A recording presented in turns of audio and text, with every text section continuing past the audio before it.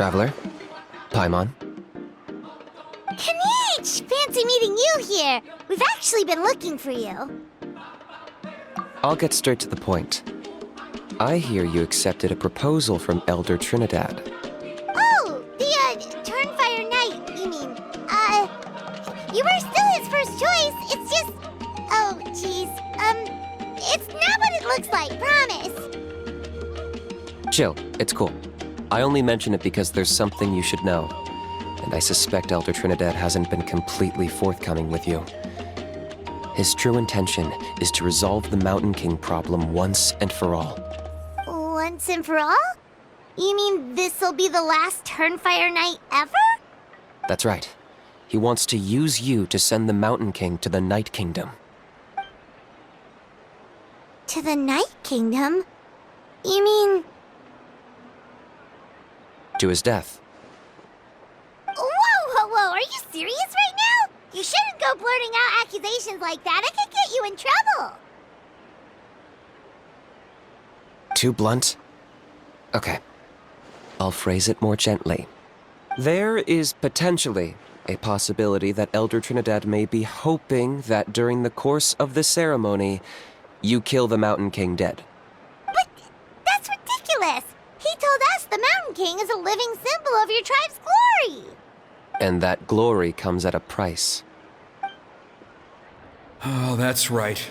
The Mountain King is a living symbol of our glory, but even this glory comes at a price. Ah, yes, and Nana wasn't the first.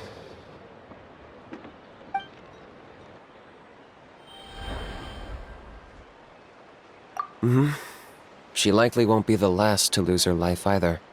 Still, is killing the Mountain King really the only way?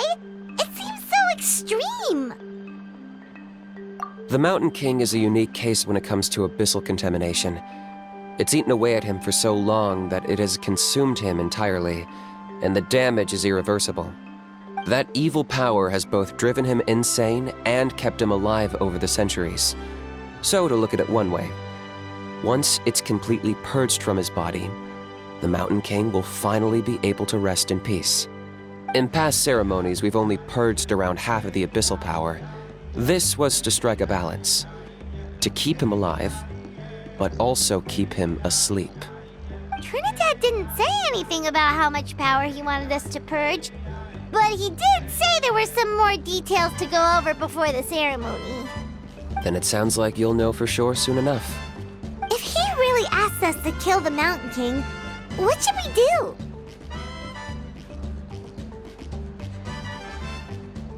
I know this must come as quite a shock, so I suggest you act like you didn't hear anything for now. But would you have time to visit the chief after your meeting with Elder Trinidad? I'd like to make a deal with you. What kind of deal? One that comes at a very reasonable price. I'm sure you have plenty of other questions, but we can talk more later. Good. See you soon.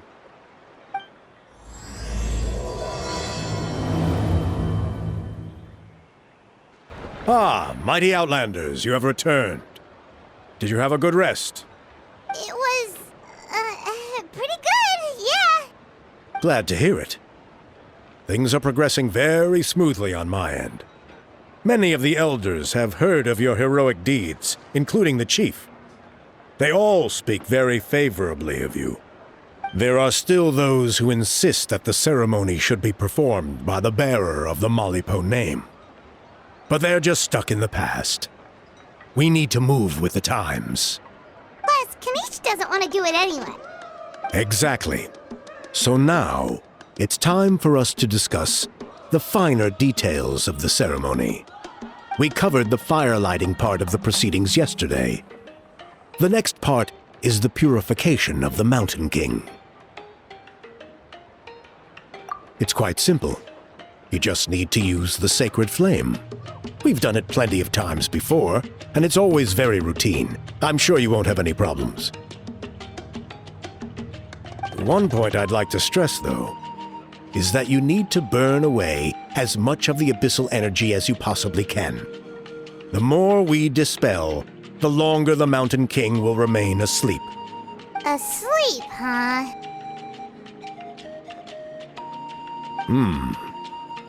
Precisely. In previous years, the Flame Bearer has often been unable to dispel a sufficient amount of abyssal energy. That's the only reason why we have to perform the ceremony on a regular basis. But I understand that you have a lot of experience fighting against the abyss. And you seemed to wield the sacred flame quite effortlessly yesterday. With your help, I'm optimistic that this time we can dispel all the remaining abyssal energy from the Mountain King's body, freeing us from this ever-looming threat for many years to come. Traveler? So this doesn't faze you at all, huh? You clearly have a lot of confidence in yourself. That's really all you need to know. The ceremony is in 3 days. I'll come and fetch you when we're ready. In the meantime, feel free to look around our settlement. It would mean a lot to the elders if you got to know some of our people. And if you wouldn't mind helping them out with a few errands here and there, that would be even better. So now we have extra errands to run? Maybe we should add a little extra to the price. Just a humble suggestion, that's all. It will help you gain the respect of our people. And as a mighty hero, I truly believe that's what you deserve. I'll be sticking around over the next few days, so if you have any questions, you know where to find me. Seems like Kinich was right. We should go meet up with him right away. Huh, you're here. Kinich, Elder Trinidad said that... I can tell. It's written on your faces. Is that the Traveler and Paimon? Forgive me for not being there to welcome you on your arrival. That should have been my duty as chief. Hello, Chief Waina. I only heard the news from Trinidad yesterday, so I asked Kinich to invite you over for a quick chat. I believe Kinich has already filled you in, so I'll get straight to the point. Firstly, I fully endorse your appointment as flame bearers for the upcoming Turnfire Night. However, I would like to request that you take steps to ensure the Mountain King's safety. Every child of our tribe grows up hearing the tales of our heroes, from Yupanqui the Firebringer to Burkina and the Mountain King who fought against the Abyss. This is our history and our heritage, the source of our pride and the center of our faith. To kill the Mountain King would be to destroy our spirit. I would never be able to face our ancestors in the Night Kingdom. Nana's death was a great tragedy, and I do not blame Trinidad for the actions he has taken. Nevertheless, I cannot allow any harm to come to the Mountain King. The very roots of our identity are at stake. My honored guests, please give this matter your serious consideration. Perhaps there is, but despite all our attempts to contain the situation over the years, we've not found it. Right now, I should like to hear where you stand on this matter.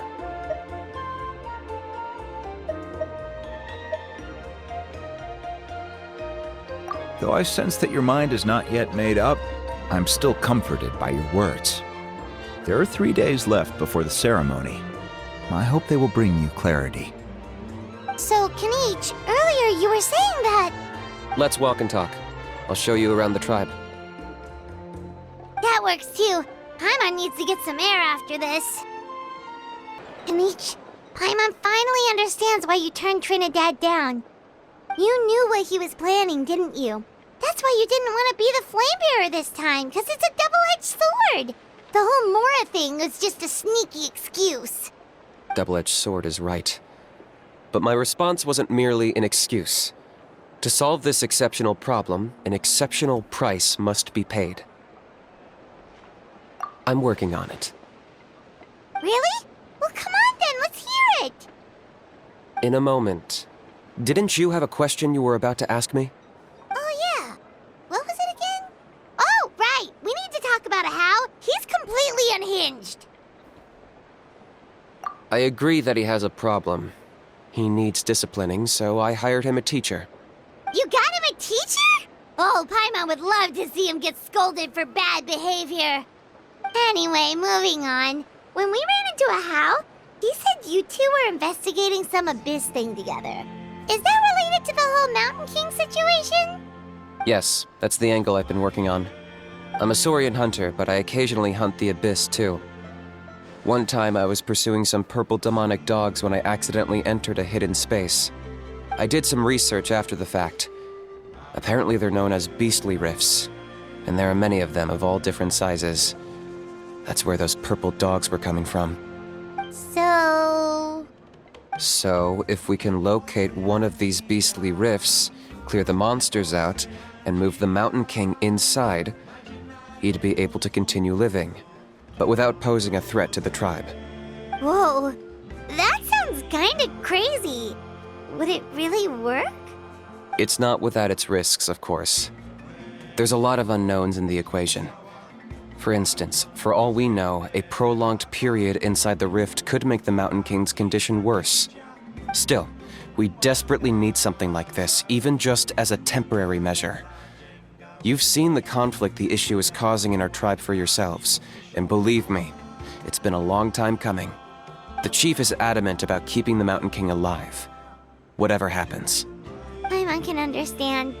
It's less about the Mountain King and more about preserving your culture and heritage. Yes, but on the flip side, you've got people like Elder Trinidad, who is more concerned about protecting the people he cares about now and into the future. And he has every right to take that view. It's one thing to try and preserve the last remnants of a glorious past, but making your kin pay the price for it? No one can seriously tell them that's a fair trade. You're right. There's no easy answers here. Let's leave that to one side for a moment and assume we go with your plan. How do you actually intend to find one of these beastly rifts? Because at least in our experience, the dogs open the rifts when they want to attack us, not the other way around. I think I know a way. You have any better ideas? Not at the moment, but it just feels like using the power of the Abyss for our own ends isn't gonna end well. After all, the Abyss is what turned the Mountain King into a monster in the first place. People are gonna think you've lost your marbles. If it doesn't end well, then that's the price we pay. Everything in the world comes at a price. Even when Yupanqui, the Firebringer, stole the Turnfire, it cost him dearly. The Mountain King's erratic outbursts have brought tensions within the tribe to a boiling point. Unless this gets resolved quickly, everyone will be stuck in a stalemate. All right, so what's this deal you wanted to make with us? We're hardly experts on exploiting abyssal power. All I need you to do is keep people away from me. I'm getting harassed on a daily basis by people trying to convince me to be the Flame Bearer. I can't afford to waste all my energy dealing with them.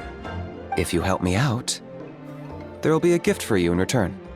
Ooh, what kind of gift? Something well worth your while, I'd say. Just keep doing what you've been doing. Integrate yourself with the tribespeople, so everyone comes to terms with the fact that we have a new Flame Bearer. That way, I won't have an endless stream of people coming to beg me to join the ceremony, and I can focus on finding a way to summon the Beastly Rift. Then, when the day of the ceremony comes, we'll move the Mountain King into his new home. Still sounds pretty crazy. Even for a daredevil like you, that's dangerous. And even if it works, what if neither Chief Wyna nor Elder Trinidad are happy with it? Have you thought about what you'd do then? At least the two of them would finally be on the same side of the issue, leaving only me on the opposing side. The tribe needs leaders like them far more than a Saurian hunter for hire like me. Can I take that to mean that we have a deal? For sure. And who knows, maybe we'll come up with an even better solution to all of this in the next couple of days. Great. Well, for the next couple of days, please spend some time among the tribe and lend a hand wherever you can. I'm sure everyone will be swept off their feet when they meet our new Flame Bearer. Good luck to us both. Okay, task for the day. Meet the tribespeople and take some heat off of Kinich's back.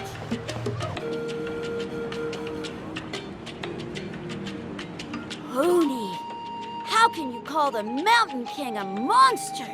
Because he hurt a lot of people. And look what happened to Nana. But it wasn't on purpose. The Mountain King is sick, that's all. He's been hurt by the abyss. That's true. But the fact remains that he's now a threat to all of us. How can you be so harsh to someone who's sick? If you don't take back what you just said, I don't know if we can carry on being friends. Toba, Kuni, what's wrong? Hoonie's saying nasty things about the Mountain King. It's not right. He's our hero. Once upon a time, maybe. But not anymore. Yesterday, maybe, but not anymore. Toba? Fine. I guess my dad is right. Things change, and you just have to accept it and move forward. As of today, our friendship is over. There's no going back. Oh, come on, cut it out, you two. We have some great news to tell you. The Traveler is gonna be the flame bearer for the next Turnfire Night. He's gonna do a beautiful ceremony and cure the Mountain King's illness for good. What? Really? So that's what my dad wanted to talk to you about? To be fair, from what we saw the other day, you are pretty good at climbing cliffs. Probably just as good as Kinich. Wait, speaking of Kinich, where even is that guy? Oh yeah, good question. Is he not coming to the ceremony anymore? We can get him to come, but if he catches you two fighting again, he won't be happy. He'll be sure to give you both a piece of his mind. No, we can't let that happen. I've never even spoken to him before. I can't afford to make such a bad first impression. I didn't mean to argue with Toba. All I said was that the Mountain King has done some pretty bad things. He was the one who turned it into a fight. Yeah, if you weren't friends, there's no way Toba would have come to look for the baby Saurians with you. All right. Well, because it's the Traveler and Paimon and Kinich, I'm sorry, Toba. I'm sorry for all the mean things I said about the Mountain King. Dad just really misses Nana, and I was really upset that she's gone, too. Huh? Oh. I shouldn't have spoken to you the way I did either. It wasn't very nice of me. For the Traveler and Paimon, Kinich, and for Nana. I'm sorry too, Hoonie. That's more like it. Now you're best friends again! Guess so. Toba, if I ever say something mean about the Mountain King in the future, I'll make sure I say it to someone else, and not you. I'd better go buy some colored cloth for my dad now. He needs it for Turnfire Night. Let's play again some other time. See you, Toba. See you, Traveler and Paimon. Okay. I'll head home as well then. See you next time. Okay, take care, you two. Even though they said they're sorry, it looks like their friendship isn't as strong as it was before. Let's just hope we can solve this once and for all. Come on, let's move on.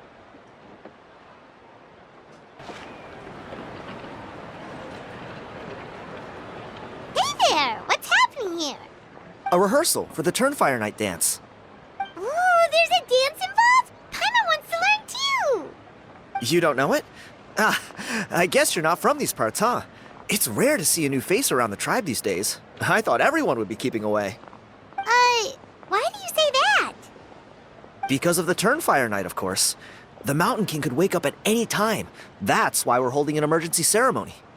This isn't one of those fun and games festivals. For outsiders, it might even be a little dangerous.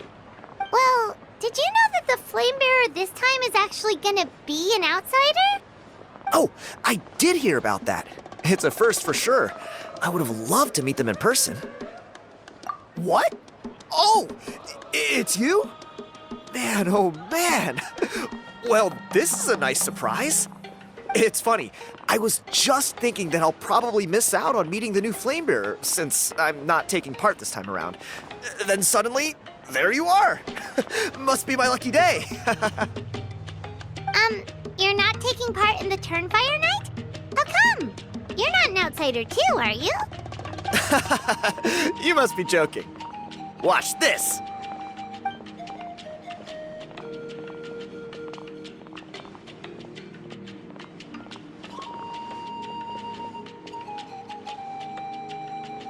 Not bad, right? Yeah, I'm considered one of the better looking guys who dances beneath the pillars of the sacred flame. Been doing it a few years. Always gets the ladies out to watch. Oh, very impressive. So why'd you quit? Well, I feel like the whole Mountain King situation is getting more and more precarious. It's just not safe here anymore. One of our elders' Saurian companions even lost her life not long ago. The question is, what are we gonna do about this in the long term? But our leaders don't have any answers for us. They're probably too busy fighting about it amongst themselves. The way things are going, it's only a matter of time before it gets violent. So I figured, you know what? Now's as good a time as any to get away for a little while. Go do some exploring. You look a little disappointed. Disappointed? Nah, it's a great opportunity to go see the world. As every male scion of the canopy knows, wherever you are and wherever you go, the only way is forwards. We take pride in that. I won't forget my roots. I managed to get in touch with the Saurian Relics Association. They gave me a simple test. Find a decent quality relic, and they'll make me a member. What's the Saurian Relics Association? You've never heard of it? It's a group of amateur history enthusiasts who do research on the ancient Saurian era. They're all about collecting relics and remnants from that age. Speaking of which, the guy who was Flamebearer before you, I've heard that his Saurian buddy comes from that time. A how? A how's a relic from an ancient Saurian civilization? Oh, yeah, him. So you know those two already, huh? Then, do you know how they met? It was deep inside some mysterious ruin, and they signed a contract there. The association folks say that the kind of contract usually comes with a huge hidden cost. Really? That sounds ominous. Who knows? But if it's true, Kinich can probably handle it. He knows what he's doing with weighing up contracts and costs and stuff. I doubt he'd make a contract that doesn't benefit him. Strangely enough, I actually happened upon a strange mural a while back, and it looked to me like it was depicting a Saurian and a human involved in some kind of Saurian-era contract ritual. Oh, does that count as a relic then? You bet it does. I was all ready to go take a picture of it and use that as my entry ticket to the association. But after all the abyssal activity recently, I heard that area's been overrun by monsters. The best laid plans, huh? I'll just have to wait and see if things improve. Or... you look like you know your way around a fight. I don't suppose there's any chance you'd be able to help? If all you need to get is a picture, that should be pretty achievable, right? The Traveler deals with monsters all the time. It's a piece of cake. Wait, you're seriously gonna help me out? Come on, it's no big deal. Compared to some of the things we've been roped into before, this is nothing. Pyro Archon above, you two have hearts of gold, you know that? You're the kind of people who could dive into the Turnfire deep in the bowels of the Night Kingdom, and it wouldn't burn a single hair off your head. Of course it is. All right, come with me. I'll show you the way. There it is. It's inside these ruins. As you can see, the place is crawling with monsters. Alrighty then. Stay back and take cover, Tiago. This could get dangerous. We'll take care of them. Great minds think alike. I'm not about to cramp your style.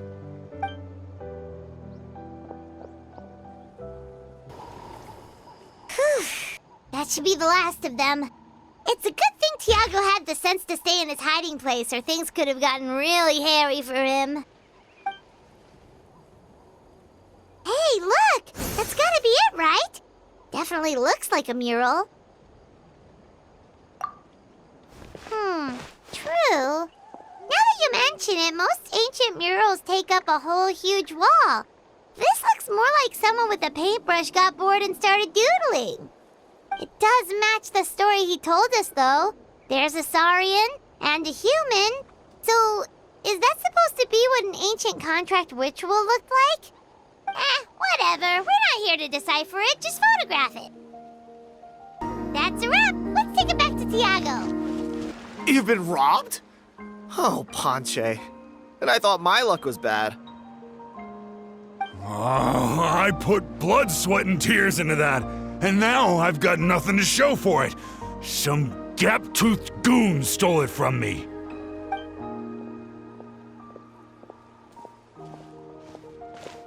Tiago, is this the picture you were looking for? Let me take a look. Yep, that's the one. Pyro Archon above, you two are superhumans. Hey, Ponche, come and say hi to these guys. They're gonna be the new flame bearers, and they're tough as nails. Wait, are you the Traveler and Paimon? Huh? You already know each other? I don't think so. My nephew Toba's been telling everyone about you. He says you're crazy strong, super friendly, that you helped him out, and that you're gonna be our flame bearers this Turnfire night.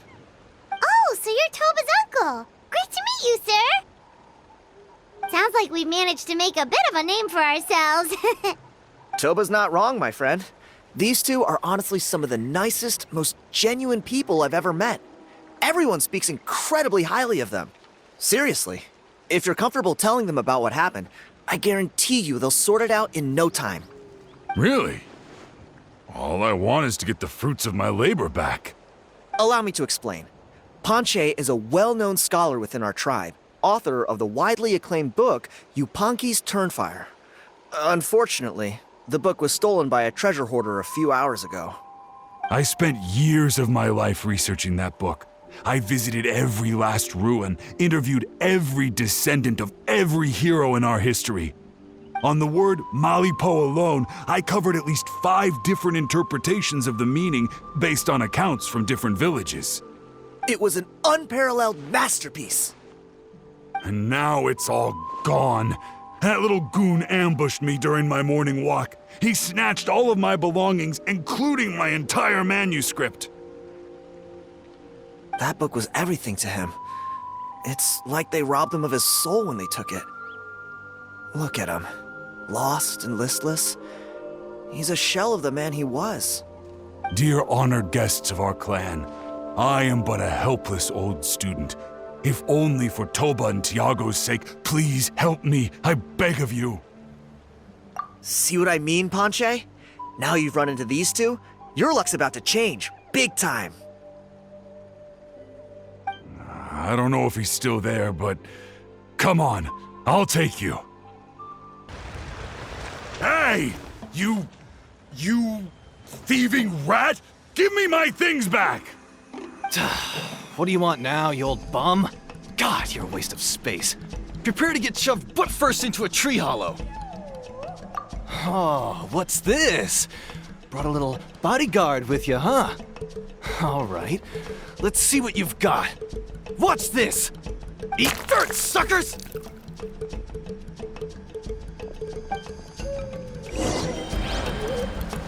Hey, he's trying to get a... Stop, please! By all the warriors, heroes, gods, and kings, I can't run any longer. Please, I don't have your stuff anymore. Have mercy. Oh, yeah? Well, where is it then? I threw it away. You threw it away? The old bum's bag didn't have a single mora in it. Just a tatty old book, worn out pens, and some old rags. All that time lying in wait was for nothing. I was so mad I just threw all of it away. Is that really the truth? Okay then, where did you throw it away? The same place you found me. Look, I swear on the Pyro Archon it's the truth. May all my worldly possessions be turned to ash by Turnfire if I'm lying. Okay, that's a pretty strong oath. What do we do now? It sounds like he's telling the truth. Right, let's hope Nobody gets to the book before we do. We'll never get it back then.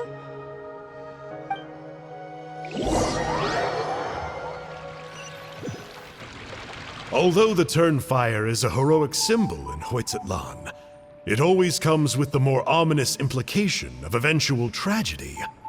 This holds true for all bearers of this ancient name in recorded history. Each one of them died of non-natural causes, as if the specter of the Turnfire was always lurking in the background. This appears to suggest the existence of some higher power that is always watching the name-bearer, examining their actions, and eventually demanding payment in return. None can escape this payment, unless, perhaps, they could honestly swear by Turnfire to never make a single mistake in their entire life. Yupanqui's Turnfire. What an incredible work on ancient name philology. I can't believe it was just lying there for me to take. Let me see, the author is Panche. Nice. A gentleman and a scholar. Silence, book muncher. The great Kahula will suffer your droning voice no longer. Do you truly find no joy at all in perusing such rich historical records? Joy? What joy is there in this pointless drivel? Well, it makes a pretty shocking prediction. Every bearer of the ancient name Malipo eventually meets a grisly end. Maybe that's the price you pay for the name that means price? What? You're saying Kinich will die a violent death? So I'll finally get to take over his body? When will that glorious day arrive? The great Kahula demands to know! Wow, you are just irredeemable, aren't you? An agent of chaos down to the core. You make us Abyss Order folks look like saints in comparison. Silence, maggot! To presume that anyone compares your kind with the great Kahula is sheer vanity. And if that day ever comes, oh, your doom will soon follow. You don't need to lecture me about Doomsday. Here's what I know, based on countless historical texts. All civilizations will be reduced to rubble by the passage of time. From ancient kingdoms, to heavenly thrones, to worlds beyond, there are no exceptions. But from the ruins of every civilization, the dust will rise and never settle, thus transcending the confines of time. That dust is what we call a civilization's spirit. And you, great Kahula How, are one such speck of dust from a bygone age. I've paid dearly for the chance to observe you up close. Now, let me take a good look at you. We'll see whether any memories of that age still remain inside you. We're so sorry, Mr. Panche, but we couldn't find your manuscript anywhere. Does that mean all of my hard work was for nothing? You gotta stay positive, Panche. You might have lost the book, but the brains behind it are still intact. Surely you remember the main points at least? The whole reason I worked so hard to get it finished before the Turnfire night is because I hoped that maybe it might help us find a way through these trying times. But now... well, not exactly. But I thought my research might at least be a starting point. Oh, really? So what did you find out in your research? I think the key to all of this lies in the power of Malipo. Panche, you know as well as anyone that ancient names don't hold any real power. Symbolic power doesn't count. You're right, but Malipo may be a special case. Given that it first arose in the era of the first Pyro Archon, it might contain remnants of Shibalanke's power. Yeah, I remember that story. My grandpa told it to me when I was a little kid. Maybe you're the special case. Most kids stop believing in that stuff by your age. I'm not talking about childhood superstitions here. There is evidence. Like what? Like the fact that the Mountain King is still alive. Everyone attributes that to the power of the Abyss. But there's more to it than that. The key factor is that Burkina summoned the power of Malipo at the cost of his own life. If you don't believe me, then answer me this. How many other creatures can you think of who lived longer, not shorter, after being contaminated by the Abyss? Traveler, different situation but similar idea. Doesn't this remind you of the hilly... So, I came to the conclusion that Malipo must refer to some mysterious ritual involving a tit-for-tat exchange. It began with the first Pyro Archon, fell with the Grand Alliance, then was buried in the Night Kingdom. And now, it awaits the call of its new bearer. Hey. Sorry to interrupt, Ponche, but you seem to be getting a little overexcited. I'm sorry. I was originally planning on presenting my findings to Kinich. I'd hoped he would be attending the upcoming ceremony. Sounds to me like you dreamed up one fanciful theory to support another. Kinich, what are you doing here? I more or less finished what I was doing, so I came to have a quick catch-up. Now a good time? Kinich! I'm onto something. I haven't worked out all the details, but you have to attend the Turnfire Night. So Mr. Ponche here has done a lot of research on the history of the Turnfire, and thinks he might have found a way for you to solve the problem. I'll be there, Ponche. Let's go.